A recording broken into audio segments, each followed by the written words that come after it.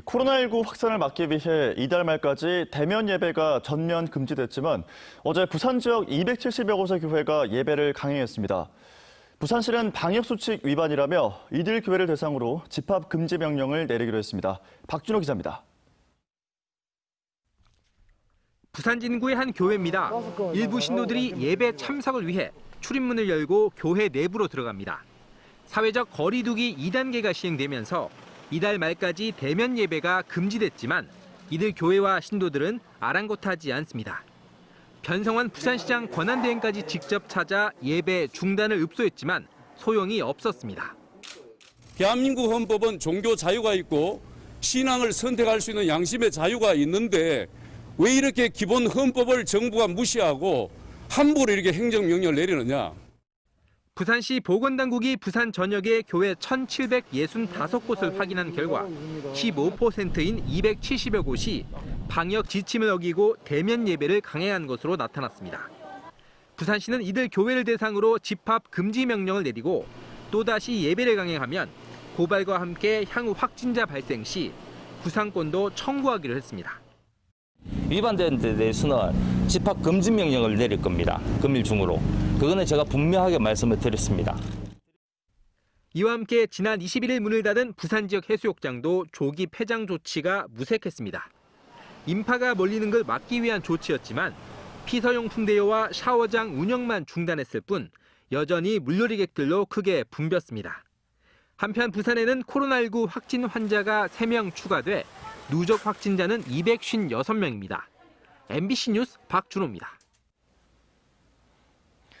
기나긴 장마가 끝나자마자 열흘 넘게 폭염이 이어지고 있습니다. 여기에 코로나19 재확산이 현실화되면서 방역 부담이 갑작스럽게 커지고 있는데요. 지역사회 곳곳은 그야말로 비상이 걸렸습니다. 현지호 기자가 취재했습니다. 방역 요원들이 등짐을 진 채 곳곳에 소독액을 뿌려댑니다. 출입문, 손잡이 할 것 없이 손 닿는 곳이면 구석구석 닦아냅니다. 이날 한낮 기온 33도 이상 불볕더위에도 방역 활동 내내 단 한순간도 마스크를 벗지 못했습니다. 더 촘촘히 지금 이제 빈틈없이 사각지대가 있는지 더 확인하고 해서 더 열심히 이제 소독을 하고 있습니다. 부산은 열흘 넘게 폭염이 이어졌습니다. 여기에 코로나19 재확산까지 겹치며 방역 활동 부담은 한층 커졌습니다. 민간에서도 상황은 마찬가지. 부산 시내의 한 카페에 가봤습니다. 사람들이 무더위를 피해 실내로 모여들었지만 혹시나 감염될까 한시도 마스크를 벗을 수 없습니다. 테이블 중간중간에는 앉지 말라는 안내문이 설치됐습니다. 방역 지침이 강화됨에 따라 카페 실내에서는 이렇게 거리두기 테이블을 만드는 등 접촉을 최소화할 수 있는 환경을 만들었습니다. 손님들이 아무래도 요즘 확진자도 자꾸 나오고 있고 하시다 보니까 항상 마스크를 착용하시고 있으시더라고요. 매장에 오래 있으실 줄 알았는데 금방 마시고 가시거나 테이크아웃 손님들이 좀 늘어나고. 골목에 나앉은 노인들이 쉴 새 없이 부채질을 해댑니다. 사회적 거리두기 2단계 조치로 무더위 쉼터가 문을 닫으면서 더위를 식힐 공간이 사라진 겁니다. 연일 폭염에 코로나19 재확산까지 겹치며 삶의 현장은 방역과 거리두기에 비상이 걸린 속에서 서서히 지쳐가는 힘겨운 모습입니다. MBC 뉴스 현지호입니다.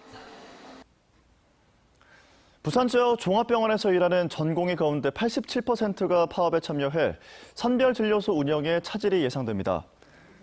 부산시에 따르면 부산 지역 21곳의 종합병원에서 일하는 전공의 913명 가운데 87%인 789명이 파업에 참여한 걸로 집계됐습니다. 이에 따라 부산시는 선별진료소 검체 채취가 사실상 불가능할 것으로 판단하고 각 구군 보건소에서 코로나19 검사를 받을 것을 권고했습니다. 다음은 오늘 아침 신문 살펴보겠습니다. 먼저 국제신문부터 만나보시죠. 지난 21일 부산시의 사회적 거리두기 2단계 시행 이후 해수욕장과 번화가 곳곳에서 한산한 분위기가 연출됐다는 소식입니다. 해운대와 송정해수욕장, 밀락수변공원 등은 조기 폐장과 야간 집합 제한 명령에 의해서 평소 주말보다는 방문객이 줄었다고 하는데요. 시는 거리두기 2단계 방역 강화로 공공도서관이 임시 휴관하면서 도서대출 서비스를 시행한다고 밝혔으며 공공도서관 등 130곳 도서관은 지난 21일부터 임시 휴관에 들어갔습니다. 다음 기사입니다. 서구가 일본인 명의의 땅을 확인해 국가 귀속으로 추진한 데 이어서 KT로부터 돌려받지 못한 땅을 되찾았다는 소식입니다. 서구는 엄관상로 일대 땅 17,000여 제곱미터의 소유권을 등기 이전하는 절차를 마쳤다고 하는데요. 현재 이 필지의 80%가 도로로 이용되고 있고 구는 이 사실을 조달청에 이첩해 공고 등을 거치면 72년 만에 국가 소유가 된다고 전했습니다. 다음은 부산일보입니다. 지난 6월부터 7월까지 외지인들이 4,000채에 달하는 부산 지역 주택을 사들인 걸로 조사됐다는 소식입니다. 매입자의 주소를 기준으로 살펴본 결과 부산 18,000의 주택 매매 건수 가운데 3,900여 건이 외지인들의 주택 매매라고 하는데요. 해운대구는 6월 중순부터 아파트 가격이 오르기 시작해서 8월 셋째 주부터 집값이 크게 상승하고 있다고 전했습니다. 네, 오늘 마지막 기사입니다. 대구와 제주의 국제선 재개가 이뤄지고 있지만 김해공항 국제선 재개는 다음 달쯤 결정될 수 있다는 전망입니다. 현재 에어부산은 부산발 청도 노선부터 재개하기 위해서 중국 측 허가를 추진하고 있는데요. 부울경 등 지자체가 중앙방역대책본부 회의에서 김해공항 국제선 운항 재개 가능성 검토 안건을 다음 달 초 올릴 것으로 보여서 코로나19 심화 여부에 따라 결정될 거라고 신문은 전했습니다. 지금까지 오늘 아침 신문 살펴봤습니다. 오늘도 부산은 가끔 구름 많은 가운데 폭염주의보가 계속되겠습니다. 한편 제8호 태풍 바비가 북상하고 있는데요. 부산은 수요일인 모레 태풍의 직접적인 영향권 안에 들 전망입니다. 자세한 날씨 정민경 기상캐스터가 전합니다. 지난 주말에 발생한 8호 태풍 바비가 북상 중입니다. 지금은 오키나와 서쪽 해상에서 시속 9km의 느린 속도로 북동진하고 있는데요. 고소온 해역을 지나면서 차츰 몸집을 키워서요. 서귀포 남쪽 해상에 가까워지는 모레 새벽에는 매우 강한 태풍으로 발달하겠습니다. 특히 태풍이 가까이 지나는 서쪽 지역과 남해안에서는 피해 없도록 각별히 주의하셔야겠습니다. 부산은 이번 태풍으로 비도 비지만 강풍으로 인한 피해가 더 우려됩니다. 비는 내일 저녁부터 사흘간 30에서 100mm가량이 예상되고요. 모레 오전부터 바람이 강해지기 시작해 모레 오후부터 밤 사이가 최대 고비가 될 것으로 전망됩니다. 태풍이 오기 전까지 폭염주의보가 이어지며 날이 덥겠습니다. 오늘도 하늘에 가끔 구름만 지날 뿐 자외선이 강하겠는데요. 자세한 지역별 기온 보시면 오늘 아침 기온은 부산 24도, 양산과 울산이 23도로 출발하고 있고요. 한낮 기온은 부산 31도, 양산 33도, 창원과 진주가 32도로 어제와 비슷하겠습니다. 바다의 물결은 남해 동부 먼바다에서 최고 3m까지 높게 일겠고요. 남해안은 오늘까지 바닷물의 높이가 높겠습니다. 태풍이 몰고 온 수증기 때문에 내일은 오늘보다 더 덥겠습니다. 태풍의 영향으로 내일 저녁부터 비가 오겠고요. 특히 수요일과 목요일 사이 강한 비바람이 몰아칠 것으로 예상됩니다. 날씨였습니다. 30도가 넘는 폭염 시기, 온열 질환으로 병원을 찾는 사람들도 동시에 늘어나게 되는데요. 가벼운 두통도 방치하면 자칫 목숨까지 잃을 수 있는 열사병으로 이어질 수 있어 주의가 필요합니다. 오늘은 보건 전문가에게 폭염과 온열 질환에 대해서 알아보겠습니다. 송광모 기자입니다. 30년 가까이 공공보건 현장을 누벼온 허목 남구 보건소장. 연일 30도가 넘는 폭염 속 가장 걱정스러운 건 바로 지역 주민들의 온열 질환입니다. 온열 질환은 땀띠와 같은 열 발진부터 실신, 경련, 더 나아가 열사병까지 뜨거운 열로 인해 생기는 증상을 말합니다. 가벼운 두통으로 시작되거든요. 그리고 이제 어지러울 수도 있습니다. 그게 그때 신호를 잘 받아야 되죠. 그다음에 심한 경우는 이제 의식이 좀 흐려진다든지 또 결국에 가면 의식이 소실되는, 의식이 없어지는. 온열 질환은 나이를 가리지 않고 누구에게나 찾아올 수 있습니다. 실제 지난 3년간 온열 질환으로 병원을 찾은 338명 중 220여 명이 50대 이하였고 20, 30대에서도 80명 가까운 환자가 발생했습니다. 고혈압이나 당뇨나 심뇌혈관 질환, 기저질환을 가지신 분이나 사회적으로 고립돼 있는 어르신들, 그다음에 우리 기존 현장에 더운 환경 속에 일할 수밖에 없는 이런 분들이 이제 사회적인 측면에서 보면 온열 질환에 지난 3년 동안 온열 질환으로 숨진 4명 중 3명이 땡볕에서 작업을 하다 쓰러지는 등 온열 질환자 절반 이상이 작업장에서 발생했습니다. 이 때문에 사업주와 작업자들이 수시로 폭염 특보 상황을 확인하는 게 중요합니다. 일에 몰두하다 보면은 그 증상을 못 느끼다가 어느 정도 그 증상을 느낄 때는 이미 임계치에 한계점이 왔을 수도 있거든요. 그때는 생명에 위험할 수도 있습니다. 그래서 이렇게 증상 오면 피한다 이런 게 되면 굉장히 위험한 발상일 수도 있고요. 열사병에 걸리게 되면 체온을 조절하는 중추신경이 마비됩니다. 체온이 40도까지의 치솟으면 신장과 같은 장기가 손상되고 심하면 근육이 녹아내릴 수도 있습니다. 이 때문에 온열 질환 증상이 생기면 몸의 체온을 낮춰주고 병원을 찾는 게 가장 중요합니다. 목덜미라든지 또 이게 애가부라든지 겨드랑이 부위에 얼음 주머니를 좀 가지고 큰 혈관이 흐르는 부위에 좀 냉 마사지를 해줌과 동시에 의식이 좀 분명하지 않거나 쓰러졌을 때는 집에 응급처치만 부족하니까 반드시 119 연락해서. 허 소장은 여름철 폭염일이 길어야 3주 정도이기 때문에 이 기간 동안 야외 노동은 되도록 자제하는 등 온열 질환을 막을 수 있는 대처가 필요하다고 지적했습니다. MBC 뉴스 송광모입니다. 원자력과 원전 해체 에너지 산업 융복합단지에 울산과 부산이 공동으로 지정됐습니다. 이곳에 입주하는 기업과 연구소 등은 정부와 지자체 전폭적인 지원을 받게 되는데요. 원전 건설과 운영, 해체 등 전 과정에서 다양한 기술 개발이 이루어질 예정입니다. 유영재 기자입니다. 2024년 준공 예정인 원전 해체 연구소가 들어설 울산과 부산 접경 지역. 원전 해체 연구소 예정 부지를 중심으로 면적 20제곱킬로미터 규모의 에너지 산업 융복합 단지가 지정됐습니다. 이 특화 단지는 코어 지구와 연계 지구로 나뉘는데 이 중 울산 지역 코어 지구에는 울주군 에너지 융합 일반 산업 단지가, 연계 지구에는 테크노 일반 산업 단지와 온산 국가 산업 단지가 포함됩니다. 이곳에 입주하는 에너지 특화 기업은 생산 제품을 공공기관이 우선 구매하고 정부의 연구개발 사업 참여 때는 가산점이 부여됩니다.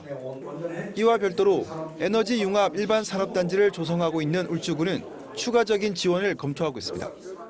많은 세제 혜택이나 그리고 또 지원 기업에 대한 지원 그리고 이자 지원까지도 많은 것을 준비하고 있으니까 우리 울주군도 많은 혜택을 보리라 확신합니다. 울산시는 이 특화 단지를 통해 원전 건설과 운영, 해체까지 전 과정에서 기술 개발에 나선다는 계획입니다. 정부의 탈원전 정책으로 국내 원전 건설은 힘들지만 관련 기술을 가지고 해외 시장을 뚫겠다는 겁니다. 소형 원자로를 이용한 선박 개발이라든지 또 해외에 수출된 우리 한국형 원자로에 쓰일 각종 부품, 3D 프린팅을 이용해서 생산한다든지. 울산시는 이 특화 단지에 500개 관련 기업을 유치해 10,000명의 신규 고용을 목표로 하고 있습니다. 울산이 주축이 된 원자력과 원전 해체 산업 클러스터가 얼마나 빨리 해당 산업들을 활성화시키냐에 따라 세계의 경쟁력이 결정될 전망입니다. MBC 뉴스 유영재입니다. 코로나19 확산 여파로 지난달 부산항에서 처리한 물동량이 1년 전보다 20% 급감한 것으로 나타났습니다. 해양수산부에 따르면 지난달 부산항의 처리 물동량은 3,300만 톤으로 1년 전 4,100만 톤에 비해 처리량이 20.7% 감소했습니다. 한편 올 들어 부산항 처리 컨테이너 물동량도 지난 4월 182만 TU, 5월 170만 TU, 6월 175만 TU로 감소세가 뚜렷합니다.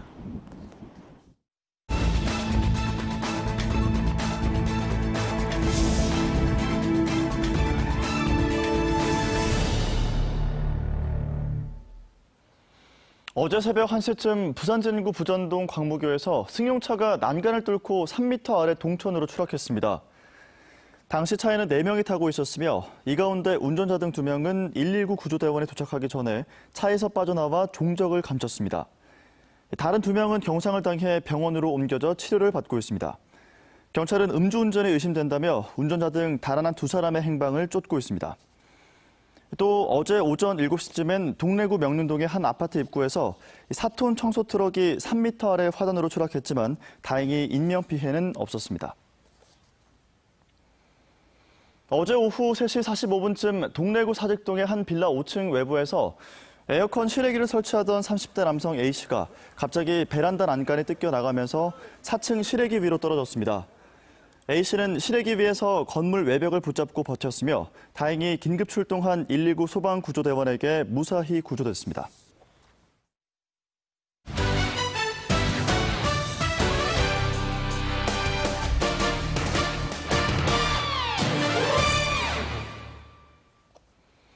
프로야구 롯데자이언츠가 투타에서 완벽한 모습을 보이며 삼성 라이온즈에 완승했습니다.